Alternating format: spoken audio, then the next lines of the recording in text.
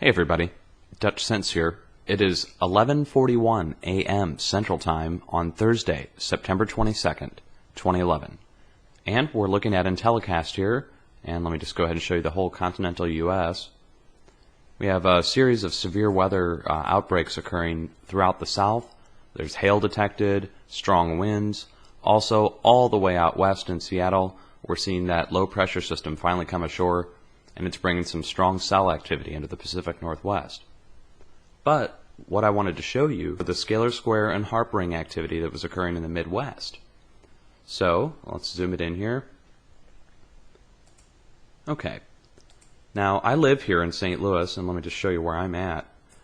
See where it says Melville here? I'm just a little bit north of that. I'm right in this area here. And we are experiencing a scalar square or a scalar rectangle, depending on which way you want to look at it. You could also call it a rectangle radar anomaly. I personally call them scalar squares because of the power and force behind them. Now when we see these appear, they normally appear in conjunction with ring activity. And you can see ring activity right here, this curved edge, which is actually coming out of Davenport, Iowa. That's the epicenter of that ring. If you were to draw this ring all the way around, you'd find out that Davenport is the epicenter. Now St. Louis, specifically the St. Charles Research Park in Defiance, Missouri, is projecting a scalar square today.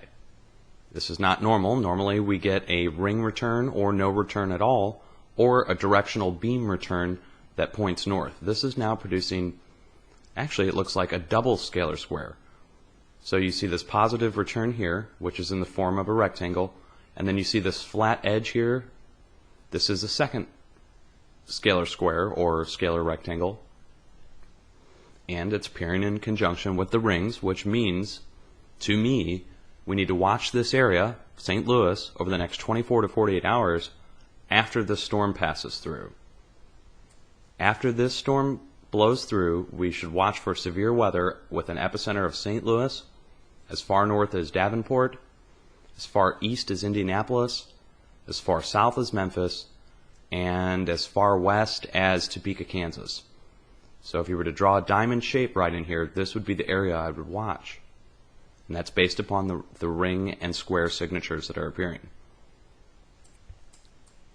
Okay, and let's see if there's anything else occurring. We do have a few illuminated edges down here of different ring intersections. Now this is debatable. We could watch these areas down here in southern Florida. Let me try and discern a epicenter here. Okay, you're going to want to watch, well, let's see, Waycross, Georgia, over to Tifton, Georgia. So Waycross to Tifton. And you're going to want to watch in southern Florida, you're going to want to watch Tampa. Tampa over to Lakeland. So watch those two areas for severe weather up to and including tornadic activity, tornadoes, in the next 24 to 48 hours. And again, St. Louis and all the areas named previously. Just seeing if there's any more occurring. Okay. We actually also have one out of Green Bay, Wisconsin. And this is a small ring return with a hollow center. Maybe no more than, maybe possibly 20 miles across.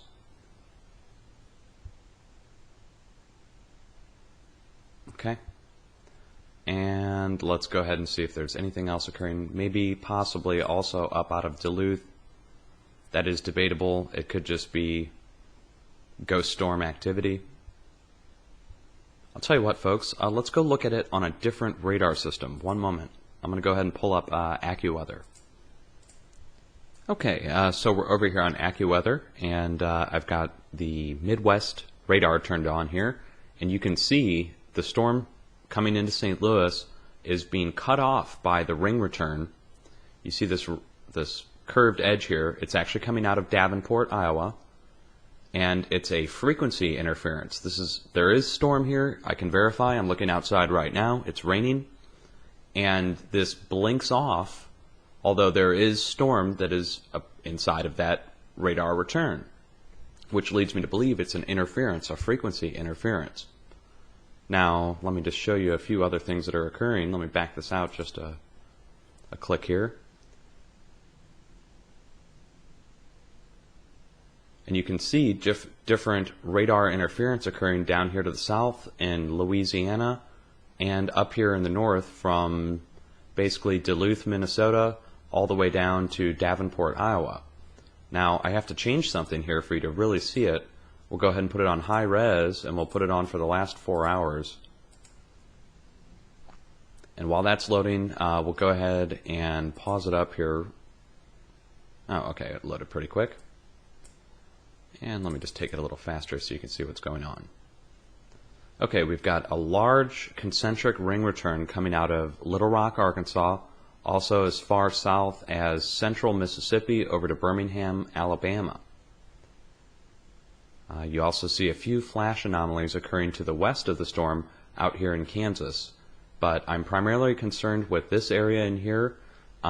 We also see down here out of Paducah, Kentucky, and southern Indiana.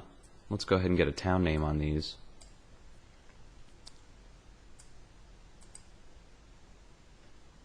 Sorry, each time I do this it has to load. A note to AccuWeather, if you guys could somehow change that so we don't have to load each time. Okay, it does. It's just out of Paducah, Kentucky, here at the western tip of Kentucky, as far south as Memphis, and as far northeast as Evansville, Indiana. So let's just wait for it to load here. There you go. You can see these concentric, they're also called echo tops. So you could look at these echo top rings and basically know that southern Illinois, southern Indiana, western Kentucky, western Tennessee, and central to south Missouri is going to get severe weather in the next 24 to 48 hours based upon the number of ring returns that are appearing. This is an awful lot of frequency to be putting into the air, and it's definitely showing as interference on the radar. So hang in there, folks. Much love. If you see anything, definitely report it to me, let me know, or just put it down below this video. Thanks very much.